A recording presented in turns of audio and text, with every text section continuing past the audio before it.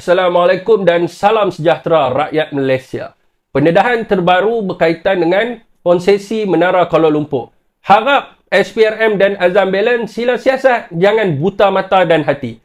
Saudara penyokong kerajaan Madani dan kultus-kultus Anwar Ibrahim mengatakan kalau dah tak menang tender tu keluar sajalah, duk buat bising apa lagi. Persoalannya pula, bila Lim Siong Hai Servis Master Sdn Bhd ni masuk tender RFP Menara Kuala Lumpur? Saudara dan saudari, berdasarkan searching di laman rasmi Unit Kerjasama Awam Swasta UKAS, tender RFP Menara Kuala Lumpur dibuka 5 Mac 2024 dan ditutup 5 April 2024, di mana sesi taklimat dan juga lawatan tapak adalah 4 Mac 2024. Di dalam dokumen RFP tersebut jelas menyatakan bahawa syarikat yang menyertai RFP ini mestilah berdaftar sebagai satu entiti atau usaha sama semasa memasuki tender ini. Begitu jugalah mereka punya kehadiran ke sesi taklimat dan juga lawatan adalah diwajibkan. Di mana jika gagal, maka hilanglah kelayakan untuk membeli dokumen RFP. Saudara, berdasarkan searching di laman rasmi Suruhanjaya Syarikat Malaysia SSM, syarikat Lim Siong Hai Servis Master Sdn Bhd ini ditubuhkan 28 Jun 2024. Iaitu 2 bulan selepas tender ditutup. Timbul persoalan di sini,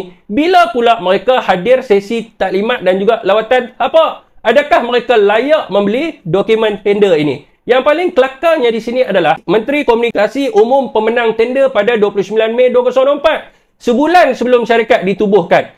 Macam mana Menteri boleh umum syarikat yang tidak wujud menang tender? Apakah pandangan rakyat Malaysia? Agak-agak Azam Balance dan SPRM akan siasat tak berkenaan dengan perkara ini?